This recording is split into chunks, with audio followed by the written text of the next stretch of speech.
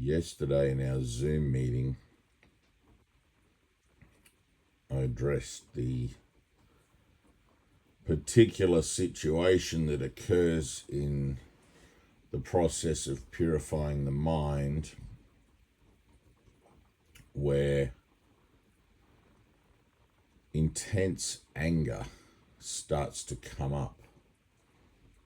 I mean, everything comes up when you're going through the process. Everything comes up: grief, sorrow, loss, all of these things. They come up as energy. The mind always tries to identify them and say, oh, this is loss, or this is anger, or this is something. But if you can learn to, and you will, it's not if, you will learn, because it's the only way you can get through it, really. You learn to identify these things as like just energy. Don't give it a name. You may recognize the signature of it. It may feel familiar from experiences you've had in the human realm. But just try to see it as energy coming up. And a lot of the time it doesn't feel good, because this is a journey into fear. And I mean that literally.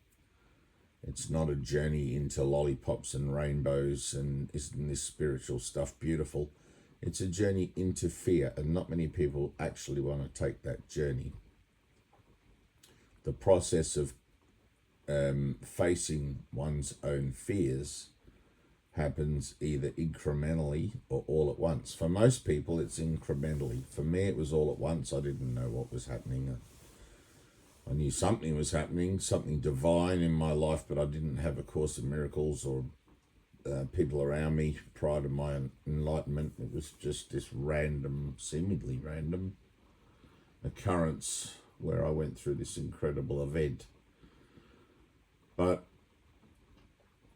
with the advent of A Course in Miracles, there is some structure and some training to go along with the process.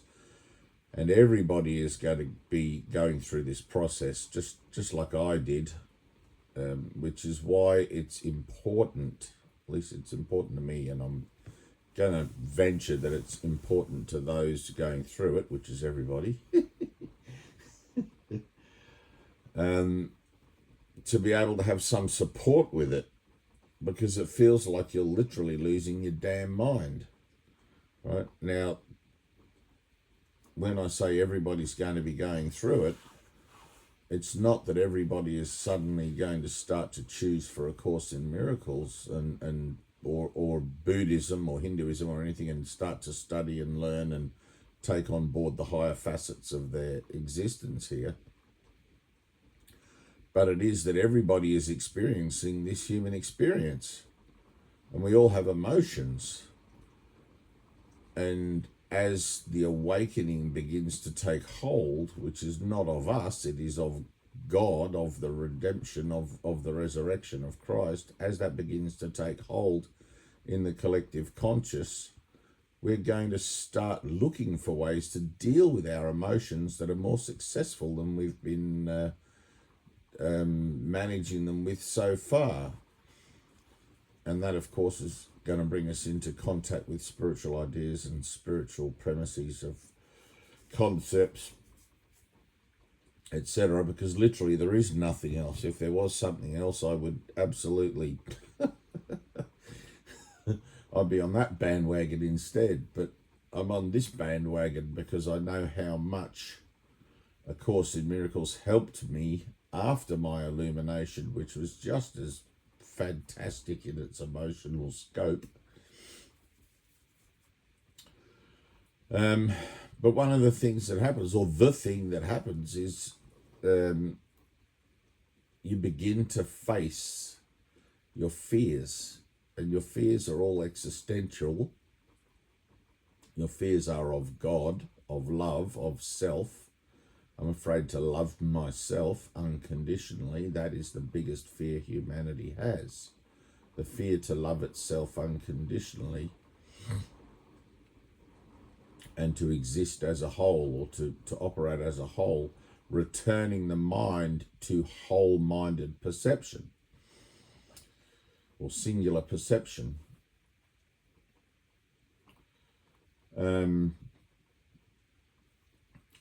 As the emotionality, as you begin to release the defenses of the old or the false identity or the old identity, I think I'm a body, rather than I'm willing to take on board that I might be the spirit, not the shell, or the ghost, not the shell.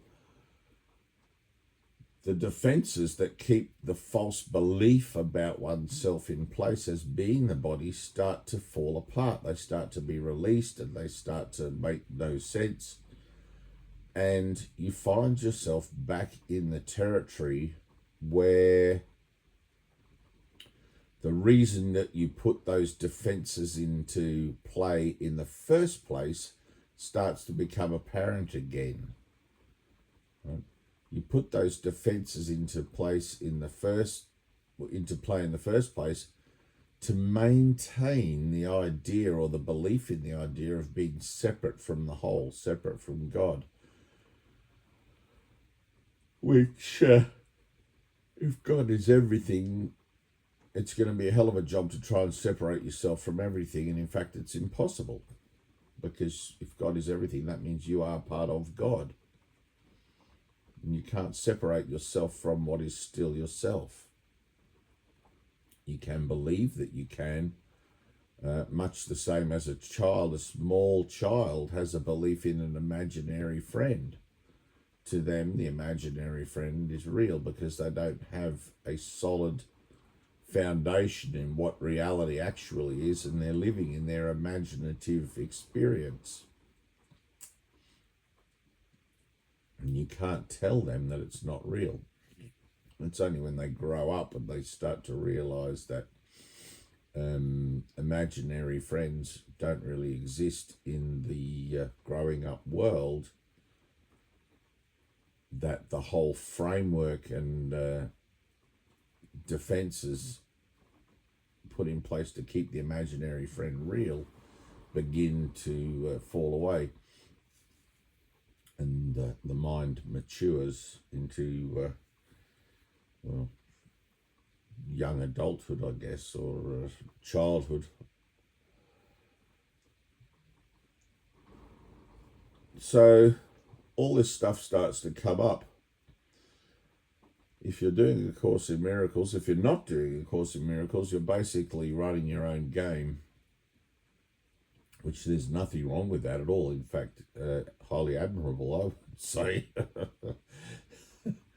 No more or less admirable than choosing to have some tutelage and some education regarding the matter. But it's like Krishnamurti said, those who pursue enlightenment are either very, very brave or very, very stupid. So,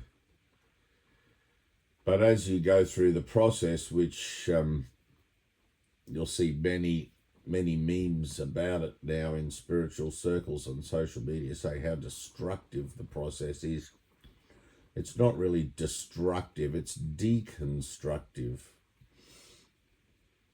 You're reinterpreting your defenses to serve your truth, your true identity as spirit, rather than to serve the false identity as the flesh, which is corruptible and ends up just in the dirt, rotting away with the worms. So as that process begins to occur, as the reinterpretation of your defenses begins to occur, all the reasons for those defenses comes back up. The fear, the anger at God, all of the imaginary reasons that you would construct a false identity in the first place begins to come up. And they are imaginary, but you still have to deal with them, right? They come up, they're overpowering. What do I do with all this emotion? The temptation is to want to label it, and labeling something is the first part of trying to manage it on your own terms and deal with it on your own terms. So the simple admission, I don't know what to do with all this emotionality that's coming up. It's really affecting me, or maybe it's not affecting you. Some people have it come up and they're quite easily able to go about their day and whatever. Other people need to take time out and step back and let the process happen, finding that they're unable to continue on, particularly with regular routine. And those changes in a person's lifestyle, perhaps, and relationships, they occur, but then they occur also in normal human life, midlife crisis, marriage breakdown, whatever. So the particulars of transformation are really no different to the particulars of human life, except in human life, when we have these breakdowns or these changes in our situational living, we generally reconstruct something along the same lines after we go through the process of healing and or recovery from the midlife crisis, hopefully, and then we try to build a life again.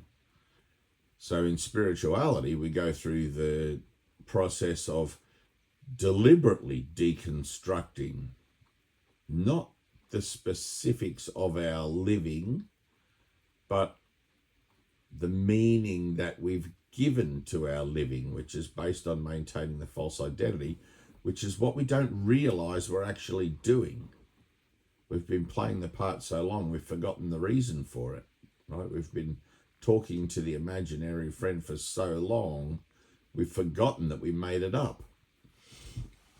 So as you get closer to the point where you begin to realize you've just been making it all up, you start to realize partly how crazy you are and have been and are now coming to sanity, but you're coming to sanity by the reversal of the very process that you drove yourself into this kind of insane posture of belief,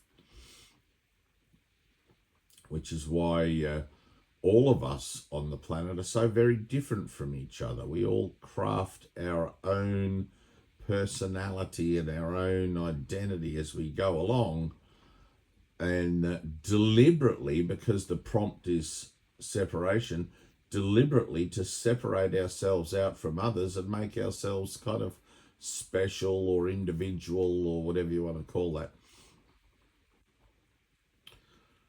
So once we begin to be facing the inevitability of reassimilating back into the mental perception of the singular self, the part of the mind, the ego, the part of the mind that has been tasked with maintaining the separated self, the false identity, begins to go into panic mode. All of a sudden, the stimuli it's receiving is completely diametrically opposed to its own purpose, and all it can do in defense of itself is to try and attack what it perceives as the threat, and it does that by giving you more fearful thoughts to try and get you to rebuild and reconstruct the falling apart identity, which of course you've made a decision that that's not what you want to do, and you've made a decision that you want to go through with the process and see it through to its logical conclusion, because it makes no sense not to. Right? You've seen that maintaining the bodily identity, maintaining the notion of the physical self, which is false, is completely potty, completely mad, and leaves you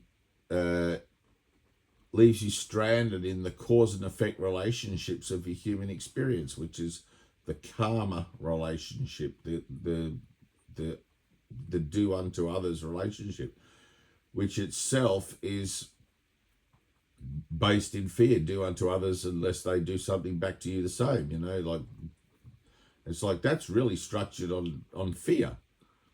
You know, people might say, well, that's a good rule for living, but it's like it's only a good rule for living because I'm afraid if I do something bad's going to happen back to me. It's the old eye for an eye, right? So we're done with that way of living. We're done with living in trepidation and fear for repercussion and all that sort of stuff in that cause and effect loop of the human experience. I want a way of living where there is no repercussion. I want a way of living where there is only peace, there is only happiness. So to do that, you have to shed the hallmarks and the mechanisms of and those things which maintain the old thought system. So as it comes up, you're going to experience what you're tempted to call terror and fear and anxiety and all of this stuff. And really, that is the valley of the shadow of death. You know, I think it's Psalm 24, as I walk through the valley of the shadow of death, blah, blah, blah. A bit sacrilegious here. It's like 3:30, 4 a.m. in the morning. I haven't been asleep much, but it's like, I can't recall. I don't have a Bible in here with Psalms in it. Isn't that terrible of me? But anyway, we shall press on. What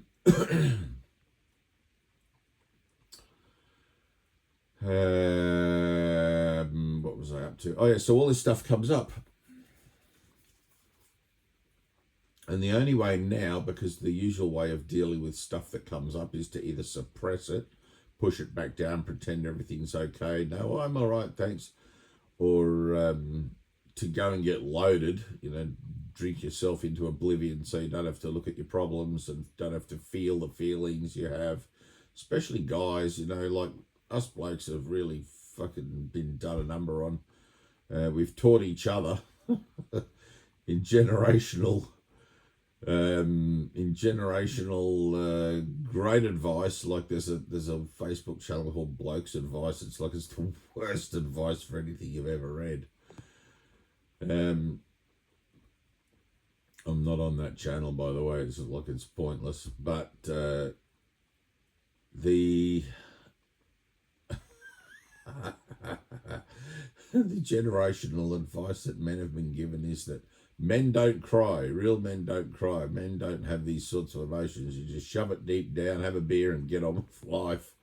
It's like basically turning half the population of men into social alcoholics and walking time bombs who don't know how to deal with their emotional structures,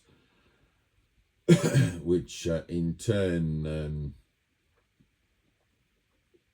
makes them extremely subject to triggering and more social alcoholism. It's a vicious circle.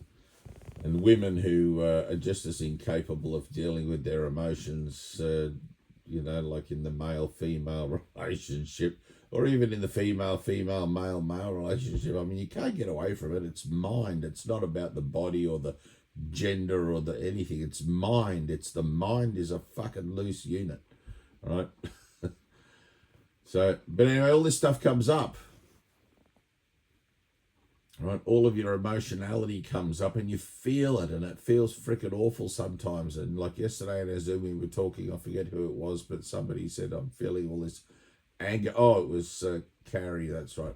Carrie going through all this stuff. And I said to her, read The Fear of Redemption, the first line from the Course in Miracles, which is, you may wonder why it's so essential that you look upon your total hatred and realize its full extent. Its full extent. There is the wish in there to kill the Christ, right? Now imagine Jesus on the cross, right? I did that. You did that. We all did that. It's the symbol of my denial. Who else is with this man, said the Roman soldier, and everybody turned away. You know, not me, Lord. Not me, sir. I am not with this man. I'm just here for watch the entertainment, you know. Barbaric as it is. So all this emotionality comes up, symbolic of denial, symbolic of the wish to kill. And you start to feel it, and it doesn't feel good. You don't know what to do with it. historically all you've ever done is shove it back down or sedate yourself or try to pretend it's not there, whatever. So now, realizing that it's coming up, realizing that you've got stuff coming up that you have been unsuccessful in the past with dealing with, that you hadn't known how to deal with before, you become more fearful of it, because the Course is telling you that your old ways of dealing with stuff don't really work. So you realize what a failure you've been there. You realize generally that you don't know how to deal with your emotionality, so you feel like a failure there. And you're doubtful about applying your own management systems to the emotionality that's coming up in you, which doubles the fear. What do I do? I can't do anything about this. And that's literally the key to your release. I can't do anything about this. Okay? I know this is not going to be much fun for you guys. It definitely wasn't any fun for me. Right? So, and if, like I said in the Zoom yesterday, if I could do this for you, I would. If I could somehow, like Freaky Friday, swap bodies and just go through this passage of it, this part of it for you, I would. But I can't. All I can do is stand as a witness saying, I did it, so you can do it. There's nothing in me that's not in you, and you've got the strength to go through this, right? So what happens is you reach a point where you realize you can't do anything about it, and you don't know how to do anything about it, which is actually a good place to be, because now you can let things be divine. Can you hear that? Now you can let things be divine.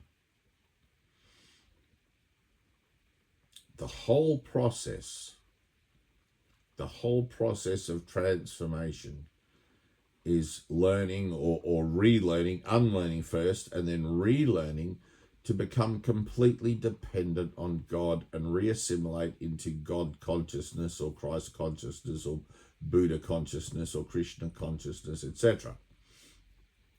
That's the whole process. I'm learning to be supported by love. I'm learning to allow myself once again to return to my natural state of mind, to my natural state of beingness, of I am.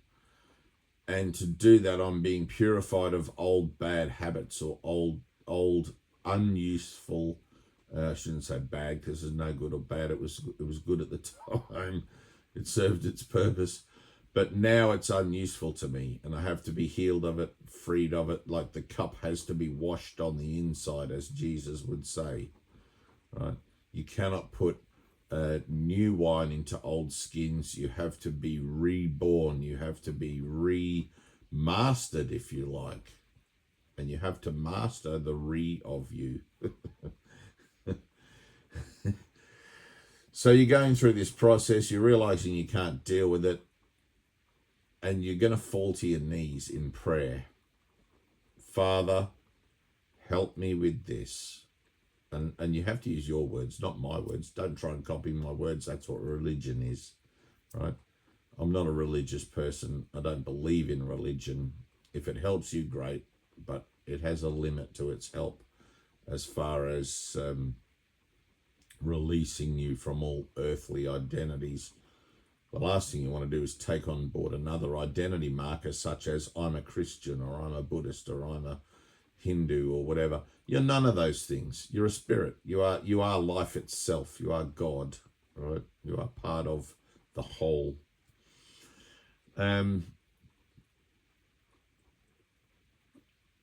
So you're learning to defer, to make appeal, to pray, to that part of your mind which is still whole, which is your higher mind, right?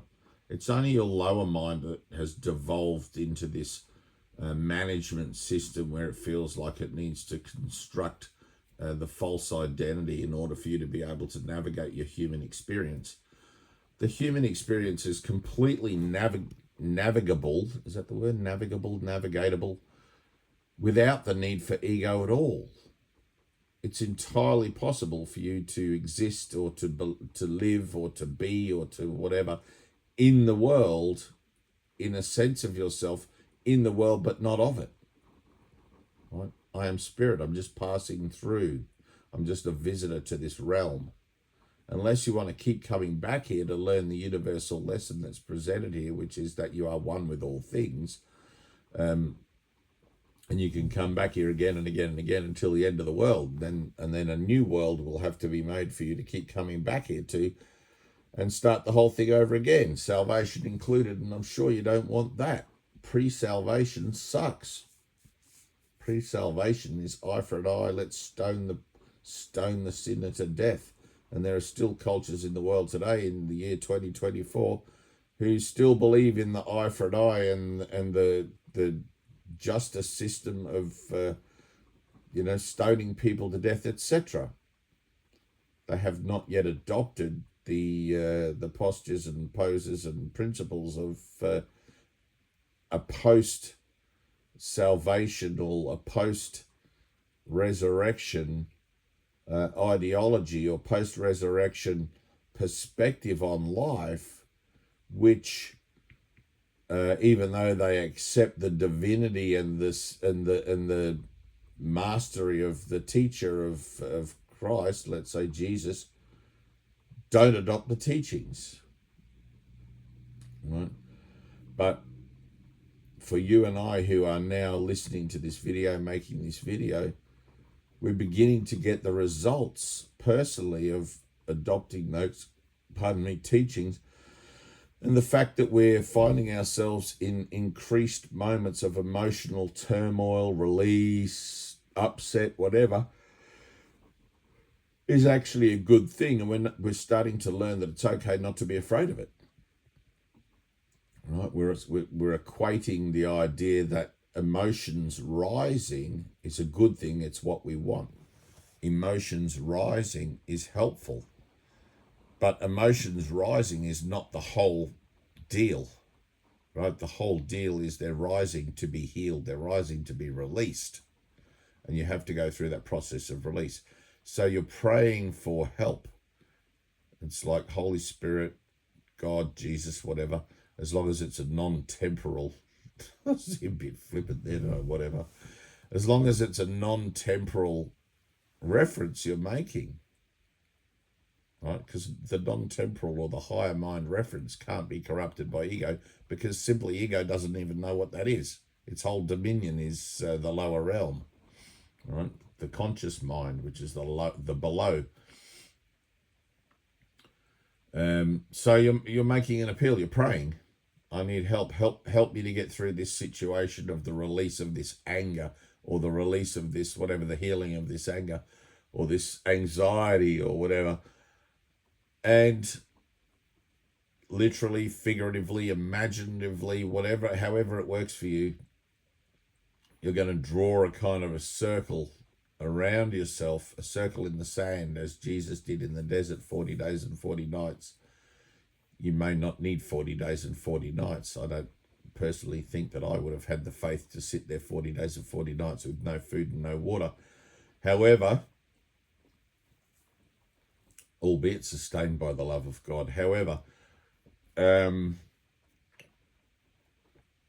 you draw that circle, and that circle's purpose, the purpose for that circle is specifically to do the work, specifically to undergo the uprising and the removal, the healing of all that emotional energy.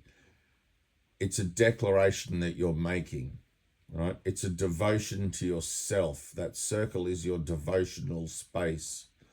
And you're not going to step out of that circle until you feel that it's done, until you know that it's done. And you will know that it's done. You'll feel this kind of release from it. And that release will generally play out over the next period of some days, where you begin to realize that all that emotionality is gone, and you begin to trust in the realization that it's gone, and in the awareness that it's gone, and you sort of stop looking for it within yourself. Is it really gone? Let me look in this deep, dark corner of my mind and see if I'm still angry about such or such or so and so. And you may find the references for where anger once was as such and such and so, but you'll find that you can't put your finger on the anger itself. It's as if there's something missing there in the equation. And that'll be very beautiful. That will be incredibly beautiful for you. You will fall into gratitude. It's like, wow, thanks for playing that part for me, such and such and so. Thanks for being my attacker or my aggressor and playing that part for me in this celestial madness that I concocted for myself and projected out onto you, that was then reflected back to me through your actions and my impressions of your actions, my judgments, which I felt the need to defend myself against, etc.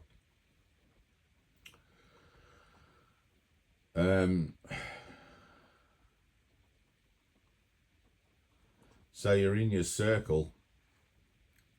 You've made a decision, a resolute decision not to adjust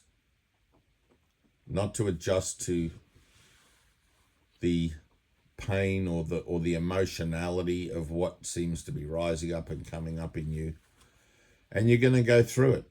You may start crying, right? And you may start coughing uncontrollably is a common reaction to emotions arising, to the point where you vomit, like literally vomit, which is fine.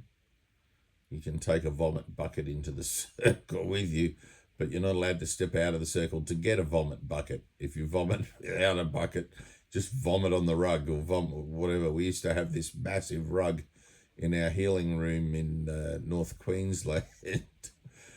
And dear Alana, who would do session with us, the whole rug was symbolic of the circle. We would all go and stand together on this rug and support each other in the release of our emotional packages and baggages as they come up. And Alana would often puke on the rug to the point where we would remember to make sure she had a bucket. Funny stuff. But it's not funny when you're inexperienced at it. When you're inexperienced at an emotional release, it can be confronting and fearful to go through the process. Once you've been through the process a couple of times and you realize that you've got emotional stuff coming up and you know what to do with it, then you kind of become joyous about it. It's like, oh, good, here's some more shit coming up. I'm going to deal with this. I'm going to, it becomes a little awkward when stuff starts to come up in public. And you want to draw your circle like in Woolworths or what was it? Somebody in our Zoom yesterday, we had a woman, oh gosh, name, can't think of the name. Anyway, telling me that the same thing. She was out in public and the emotionality of stuff started to come up, and she remembered my story of stuff coming up for me in Woolworths and made a decision. This is so cool, and I was so happy to hear this. Made a decision not to adjust to it, not to put it off till later, but to just allow it to happen right then and there, and started having a whole, what would appear to be a meltdown. It's actually a melt up in public, which is good. I mean, if you can imagine the general population suddenly taking this on board and having meltdowns in public everywhere, to the point where it was just common, and people walking past me going, oh, good one. Yeah, well done. If it happened now, you'd have people coming up to you probably and going, are you okay? It's like, yes, of course I'm okay. I'm in a process of healing. This is what okay looks like. This is the okay. But of course, when you're new to it, when you're new to releasing emotion, it's freaking arduous. It's like the temptation is to want to run out of the circle and run as far from the perceived source of the aggravation of within the circle, which is all those people that are associative with it, with you, which is like in our Zoom group, it'll be, I'm never going back to that Zoom meeting. And, to distance yourself. But of course, you realize on retrospect that, hang on a minute, this is a journey into fear. That was fear coming up. The process is actually working. Let me complete the process, and you come back to the circle, right? Or you draw another circle where you are, and you go through, continue on. So some of the other stuff that can occur when you undergo emotional release is some of the more deeper and more, not really aggressive, but maybe more profound elements of metaphysics, where as the light in you begins to become activated and rekindled in your awareness of it, the body, which was originally made as a defense against the light, begins to undergo the cellular level shifts. As the mind changes, as the mind heals, the body begins to heal in a way where it can accommodate the light and become useful to the Holy Spirit's purpose as a messenger of the light message, which is the universal curriculum to help others, right? Which is a curriculum of healing, self-healing. And you'll find that, like there's that old saying, free your mind and the rest will follow. Well, the rest is your body and your world. As you begin to free your mind from its false perceptions, your body, which was construed to get sick and old and die as a vessel for the original experience of separation, undergoes its transformation as well, accordingly, downstream of the healing process, downstream of the shifting consciousness, which, because the body is a product of dense light, tends to take a while, right? It tends to be something that is, even though the mind sees no reason anymore for being sick and suffering and dying, the body, it takes a while for that to permeate, right? Anywhere from like 3 days to much, much longer periods. When I was healing from cancer, which is part and parcel of what brought me to God, it kind of wasn't, it was sort of a side effect. I was already looking for God or looking for truth, looking for the answer to the conundrum of myself, and then cancer came along, and I guess it sped that up. But that was a long time ago now. But that took some time to go through that process of looking at those ideas and dealing with that. And I've got videos about that in my library of videos here on YouTube. But some of the other things that can occur through the body is like having these spontaneous, what seems to be spontaneous spasms, and making funny noises. You'll just find yourself like making noises like a parrot for some strange reason. Don't ask me why, where you'll be like, caw, caw, bird noises. Like all this weird shit goes on, right? Metaphysics is not without some kind of a sense of humor. I mean, you've got to see the funny side of things in that it's actually helpful. You wonder how the heck can this be helpful? I feel like a cockatoo, god damn it, like walking down the street and all of a sudden you burst out with some ha ha. And I used to think it was incredibly funny. And I remember at Christmas once at the Healing Centre, some of the brothers put on a skit. We had an entertainment day. I think it was after church, the church service that we had. We did a fairly standard Sunday service for people that of the community that might have wanted a gentle way to enter into what we were about without being too confronted. But some of the guys put on a bit of a skit of other brothers, like not mocking them, but taking the piss or having a laugh at their expense, of some of the things, some of the profound effects that was happening through them and to them physically as they were going through their transformation. It was really funny. And the rest of us had to guess who the person was. And they were all pretty obvious. Mine was falling down at the time, I think. And I think I was the only one out of about 120 or 130 of us that had that particular affliction with healing. My teacher used to tell me you've got to learn to fall up. And it took me quite a while to master falling up. But now I do indeed fall up. And that's a mental action of allowing my mind to open. But the energetic pulses that was coming through me, the energetic bolts of light, the shocks, would literally send a convulsion. It was like somebody behind me kicking out my knees from behind me, and my body would just collapse to the ground, almost like a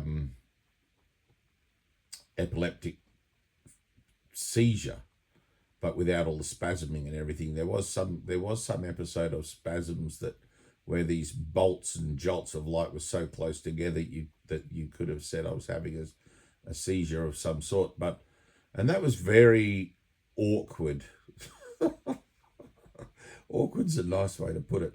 That was very awkward in the early days when I was learning to work with what was going on and learning to breathe with the energy and learning to, through more meditative processes, learning to become aware of the subtle energies that preempted or predetermined the advent of these bolts of energy or these sort of shocks through my system, which would see me literally falling onto my ass.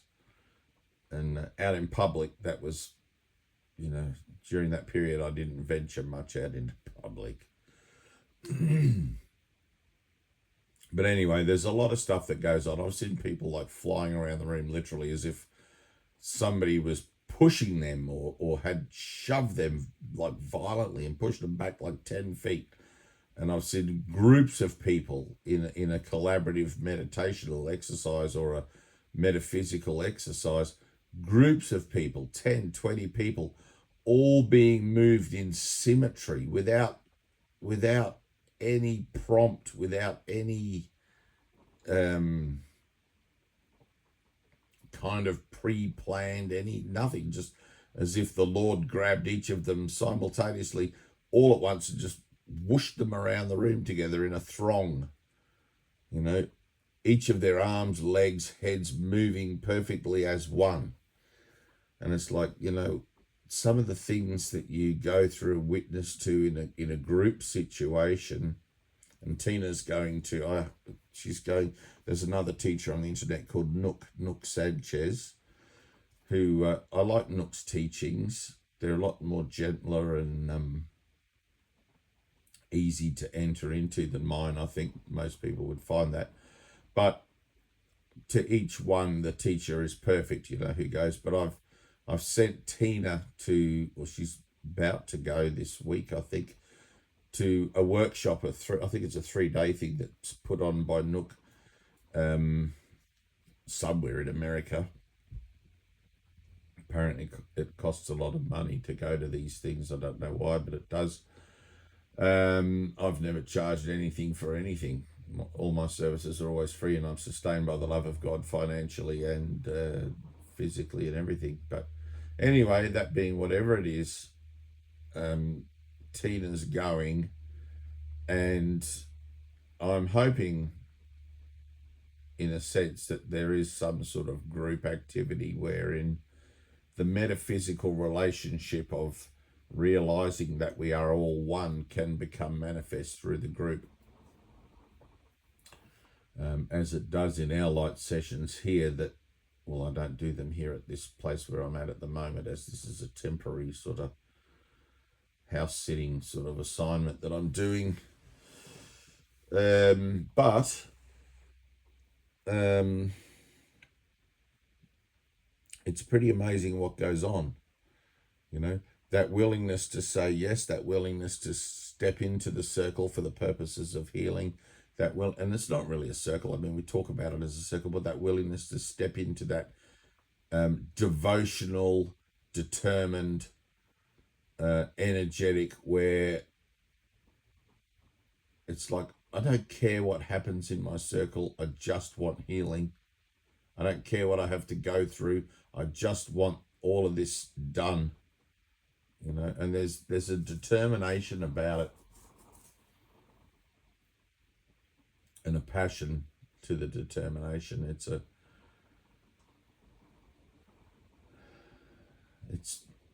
It's healing in the true sense.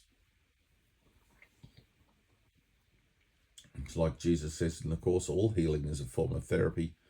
And it's like, well, spiritual therapy, I mean, in the true sense, the healing of the mind, that is all the therapy that you need. And it does take, however, a lot of faith. It takes that leap of faith, and it does take that you would build your faith, which is why I'm sending Tina. She doesn't know yet. She might be watching this video, actually. She'll start to get a clue. She's probably already got a clue. To see Nook. And it's all about building faith, learning to become revelation ready through being miracle minded. Being miracle minded is being faith minded. No, unless a man lives by faith alone, he shall not see the kingdom of heaven or enter the kingdom of heaven. That's directly Jesus from the New Testament. And I've got the Aramaic New Testament, which is a direct translation from Aramaic to English. No, like if you're reading the King James, for example, the version that you have then has been translated from Aramaic to Persian, Persian to Greek, Greek to Latin, Latin to English. And there are words in Aramaic, and Hebrew in there somewhere. Sorry, I missed that one. Greek to Hebrew to Greek, Greek to Latin, Latin to English. So there are words in there that they don't have a counterpart in English. So the version of the Bible that I have has been produced by Aramaic scholars who are fluent in English, who have given the best options, and there's little footnotes at the bottom of the pages with asterisks marking where the translations are subject to some sort of uncertainty, and the options for the translations are also given. And when you read the options for the translations, it becomes quite apparent that even though the monks of ye old did an incredible job to get this into English from the original Aramaic, I tell you, you read some of these things. I can imagine those poor old monks going, "What the hell is this word? What do we do here?" And the scholars, like, what we're going to have to invent a word in English for this, and then get everybody to agree what the meaning of the word is. But anyway, it's a beautiful. The Aramaic to English New Testament is the most incredible document. It's, funnily enough, it's not a whole bunch different, right? There are just some definitions that make huge differences, but the general theme and the general flow of the testimony is the same, much the same.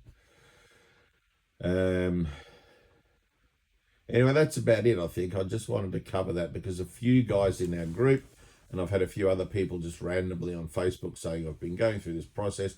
I've got all this anger coming up. Help, help, help." And it's like, well, literally not knowing how to deal with it is the beginning of the help.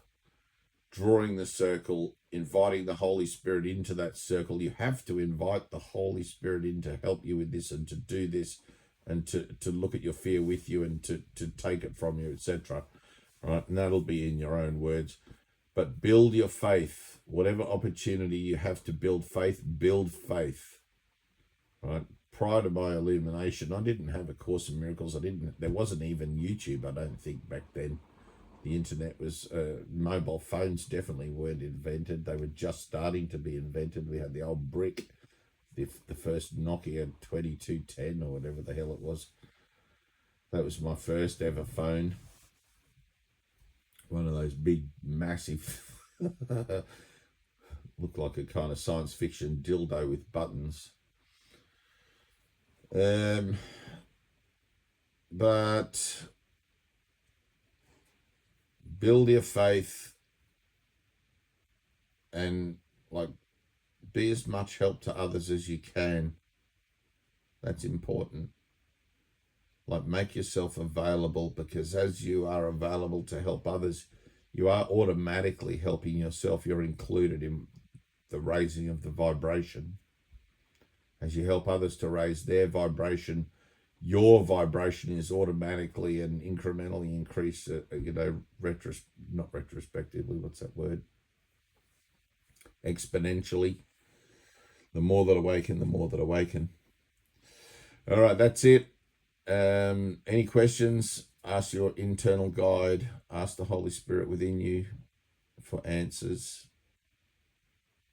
Externally, I guess I am that in that sense, but you will receive specific guidance for your own individual need from your own internal teacher, which is the Holy Spirit. My advice is much like those insurance companies. The advice is just general in nature, blah, blah, blah. So, but I wish I had had somebody to give me this kind of advice prior to my illumination. Mine was a mess. It was a train wreck from start to finish. An absolute freaking train wreck.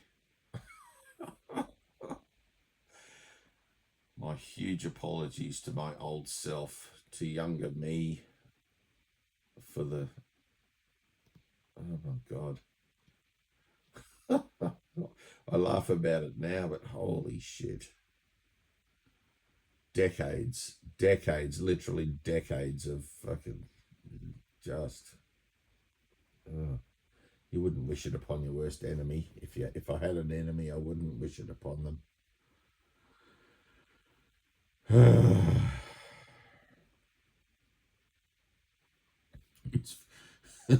It's funny stuff. It's really funny.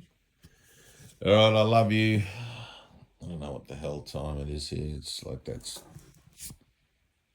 what do we got? Oh my God, that's nearly an hour.